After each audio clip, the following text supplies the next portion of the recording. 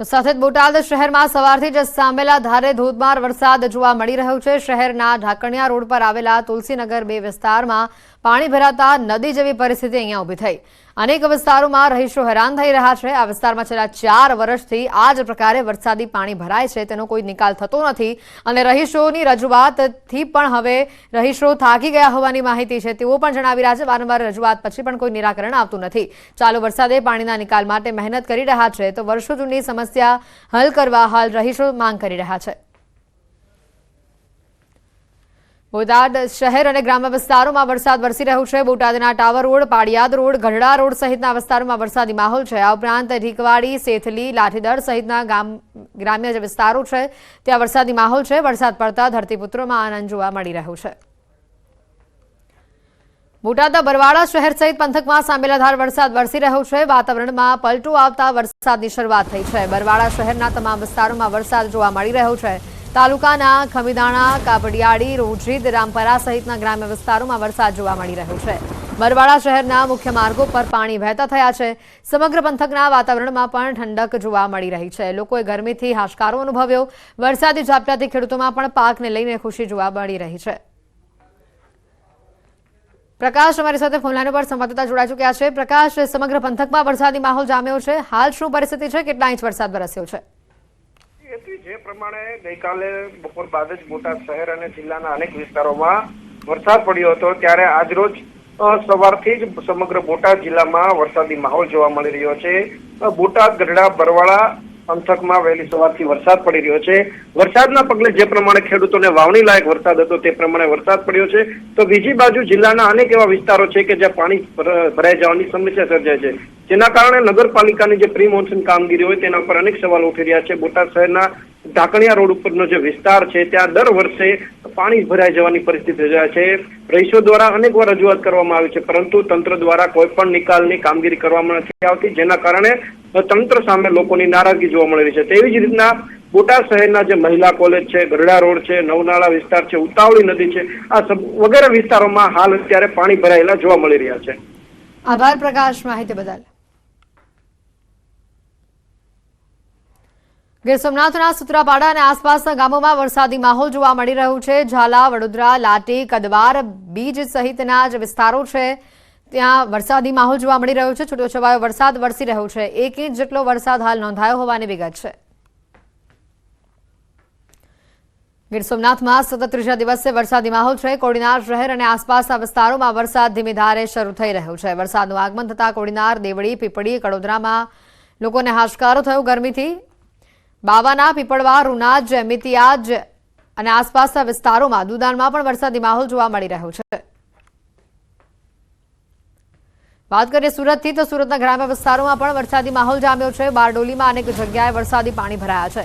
આશાપુરી માતાના મંદિર નજીક વરસાદી પાણી ભરાયા છે। રસ્તા પર પાણી ભરાતા વાહન ચાલકોને હાલાકી વેઠવી પડી રહી છે। મુદિત પેલેસ સહિતના વિસ્તારોમાં વરસાદી પાણી ભરાયા છે। ધોધમાર વરસાદના પગલે વીજ પુરવઠો ખોરવાયો છે। નગરપાલિકાની પ્રી મોન્સૂનની કામગીરી પર અનેક સવાલો ઉભા થઈ રહ્યા છે। ગ્રામ્ય વિસ્તારમાં વરસાદને લઈને ધરતીપુત્રોમાં પણ ખુશીનો માહોલ જોવા મળી રહ્યો છે। સુરતના ગ્રામ્ય પંથકમાં પણ વરસાદી માહોલ હાલ જોવા મળી રહ્યો છે। સુરતમાં મેઘરાજા મન મૂકીને વરસી રહ્યા હોય તે પ્રકારની પરિસ્થિતિ છે। ક્યાંક રસ્તાઓ પર પાણી ભરાતા વાહન ચાલકોને પણ થોડી ઘણી પરેશાની વેઠવી પડી હતી। આ વરસાદથી ખેડૂતો ખુશખુશાલ જોવા મળી રહ્યા છે, કારણ કે પાકને જીવનદાન મળશે, પાક સારો થશે તેવી આશા ખેડૂતોને બંધાઈ છે। ધોધમાર વરસાદના પગલે કેટલાક ભાગોમાં વીજ પુરવઠો ખોરવાયો હોવાની પણ માહિતી સામે આવી છે અને હજી પણ આવનારા 24 કલાક હવામાન વિભાગે વરસાદની આગાહી આ વિસ્તારમાં કરી છે। બીજી તરફ સુરત પોલીસ સ્ટેશનમાં વરસાદી પાણી ઘૂસ્યા હોવાની તસવીરો સામે આવી છે। ચોમાસાની શરૂઆતમાં જ તંત્રની પોલ ખુલ્લી પડી ગઈ છે। ઉત્તરાયણ પોલીસ સ્ટેશનની બહાર જળબંબાકારની પરિસ્થિતિ છે। મનપાની પ્રી મોન્સૂનની કામગીરી અહીંયા છતી પડી છે। પોલીસ કર્મીઓને હાલાકી ભોગવવાનો વારો આવ્યો છે। લોકોને અવરજવર કરવી પણ આ વિસ્તારમાંથી મુશ્કેલી ભરી બની છે। સુરતના પોલીસ સ્ટેશન વિસ્તારથી આ દ્રશ્યો, પોલીસ સ્ટેશનની બહાર જળબંબાકારની પરિસ્થિતિ, પોલીસ સ્ટેશનની અંદર પણ પાણી ઘૂસ્યા હોવાની આ તસવીરો સામે આવી રહી છે। લોકોને આ વિસ્તારમાંથી અવરજવર કરવું પણ મુશ્કેલી ભર્યું બન્યું છે। ચોમાસાની શરૂઆતમાં જ અહીંયા તંત્રની પ્રી મોન્સૂનની કામગીરી પર સવાલો ઉભા થઈ રહ્યા છે। જોઈ શકાય છે કે ટુ વ્હીલરના પૈડા છે તે અડધા પાણીની અંદર ડૂબી ચૂક્યા છે। જે રીતનું વરસાદી પાણી અહીંયા ભરાયું છે તેને લઈને લોકોને હાલાકી વેઠવાનો વારો આવ્યો છે। સુરતના કેટલાક વિસ્તારોમાં ધોધમાર વરસાદ વરસી રહ્યો છે, જેમાં અડાજણ, પાલ, રાંદેરમાં ભારે વરસાદ જોવા મળ્યો છે। પૂના, અઠવા, લાઇન્સ, ઉમરા વિસ્તારમાં વરસાદ વરસ્યો છે।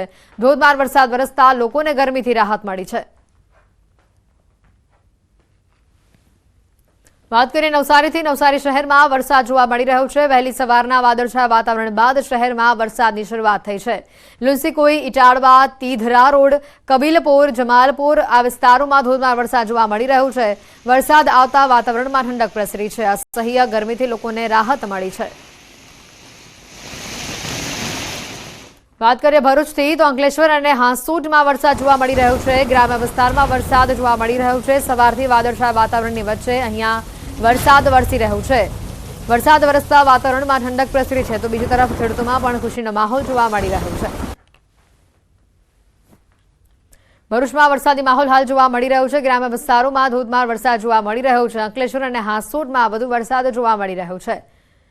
સાથે જ વાત કરીએ વલસાડથી તો વલસાડ જિલ્લામાં પણ આજે વરસાદી માહોલ જામ્યો હોય તે પ્રકારની સ્થિતિ સામે આવી છે। જિલ્લાના તમામ તાલુકામાં સવારથી જ વાદળછાયું વાતાવરણ સર્જાયું હતું। વાપી અને આસપાસના વિસ્તારોમાં નોંધપાત્ર વરસાદ વરસ્યો છે।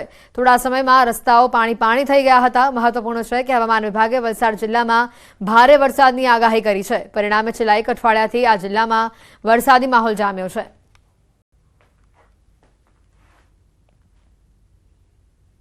અન્ય મહત્વના સમાચાર આવી રહ્યા છે। દમણથી દીવ જતું હેલિકોપ્ટર ખરાબ હવામાનમાં અટવાયું। દમણથી દીવ નજીક પહોંચતા જ ખરાબ હવામાનમાં હેલિકોપ્ટર અટવાયું હોવાની માહિતી છે।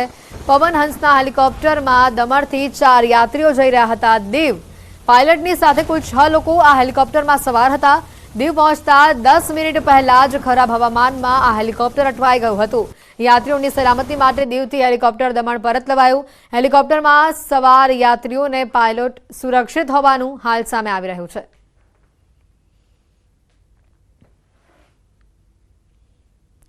મહત્વના સમાચાર છે। દમણના દરિયા કિનારે હાલ કલમ 144 લાગુ કરી દેવામાં આવે છે। દરિયા કિનારે સેલ્ફી લેવા અને નહાવા પર પ્રતિબંધ મૂકવામાં આવ્યો છે। પર્યટકો, સ્થાનિક લોકો કે માછીમારોને પણ કિનારાની અંદર જવાની મનાઈ આપવામાં આવી છે। 31 ઓગસ્ટ સુધી દરિયા કિનારે ધારા 144 અને પ્રતિબંધના આદેશ લગાવવામાં આવ્યા છે। જોકે આદેશથી અજાણ અનેક પર્યટકો કિનારાની અંદર જોવા મળ્યા। આદેશનું પાલન કરાવવામાં ક્યાંક ઢીલાશ પણ વર્તાઈ રહી હોવાની તસવીરો સામે આવી છે। રાજ્યના પડોશમાં આવેલા સંઘ પ્રદેશ દમણના દરિયે ધારા 144 લગાવવામાં આવી છે। અહીંયા આગળ પર્યટકોને આવવા પર રોક લગાવી દેવામાં આવી છે। તેમ છતાં અત્યારે જોઈ શકો છો મોટી સંખ્યામાં અહીંયા આગળ પર્યટકો છે એ દરિયામાં પણ દેખાઈ રહ્યા છે। આપણે જણાવીએ કે દરિયા ચોમાસા દરમિયાન છે દરિયો તોફાની હોય છે, આથી દરિયામાં નાહવા જવું એ પણ છે એ જોખમી સાબિત થઈ શકે છે। પરિણામે દમણ પ્રશાસન દ્વારા અહીંયા આગળ ધારા 144 લગાવવામાં આવી છે અને દમણના દરિયા કિનારા પર પર્યટકોની સાથે સાથે સ્થાનિક લોકો અને માછીમારોને પણ દરિયા કિનારાની અંદર નહીં જવા માટેના પ્રતિબંધ કરી દેવામાં આવ્યો છે। સાથે જ દરિયા કિનારા પર સેલ્ફી લેવાનો પણ પ્રતિબંધ કરવામાં આવ્યો છે। તેમ છતાં અહીં જોઈ શકો છો પ્રશાસનના આદેશનો અનાદર કરીને પણ કેટલાક પર્યટકો અત્યારે દરિયા કિનારે જોવા મળી રહ્યા છે। આપ જોઈ શકો છો દૂર જે રીતે પર્યટકો જોવા મળી રહ્યા છે। અહીંયા આગળ સેલ્ફી લેવાની સાથે સ્થાનિક લોકોને પણ અહીંયા આગળ અંદર જવાની મનાઈ છે। સાથે જે ફિશરમેન છે તેમને પણ છે માછીમારી પર રોક લગાવવામાં આવી છે। તેમ છતાં દૂર સુધી અહીંયા આગળ પર્યટકો જોવા મળી રહ્યા છે। અમદાવાદથી ઘણા જ ચોંકાવનારા સમાચાર છે, કારણ કે અથાણાની અંદરથી મૃત ગરોળી નીકળી છે। જીવજંતુ મળવાનો સિલસિલો ખોરાકમાંથી યથાવત હોવાનું આ દ્રશ્યો સામે આવ્યા। જોધપુરના એક પરિવારને કડવો અનુભવ થયો। સાણંદના શુભ અથાણા ભંડારમાં અથાણું બન્યું હતું। વેજલપુરના શ્રેયસ કોમ્પ્લેક્સમાં આવેલા જૈન ગૃહ ઉદ્યોગમાંથી આ અથાણાને ખરીદવામાં આવ્યું। દરરોજના વપરાશના કારણે છેલ્લે 1 મહિનાથી આ પરિવારને ઝાડા ઉલટીની અસર થઈ રહી છે। દરરોજ થોડું અથાણું વપરાશમાં લેવાતું હતું। ગઈકાલે બરણીની આખરમાં આખી નાની ગરોળી જોવા મળી। ઘટનાની આ તસવીરો પણ સામે આવી રહી છે। જોધપુરના એક પરિવારને આ અથાણામાંથી કડવો અનુભવ થયો। અથાણાના અંતભાગમાંથી આ ગરોળી નીકળી હોવાની તસવીરો સામે આવી છે।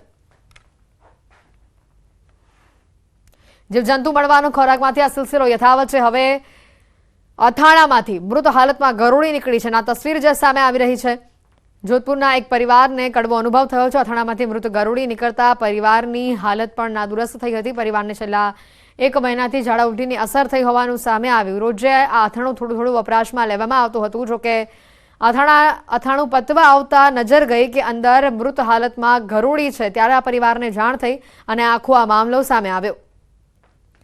અમદાવાદથી ઘટનાના આ દ્રશ્યો કે જે તમામ અમદાવાદવાસીઓ માટે ચોંકાવનારા છે. બહારથી વસ્તુ લાવીને ખાનારા લોકો આ ચેતી જજો, કારણ કે હવે અથાણામાંથી પણ જીવજંતુઓ નીકળી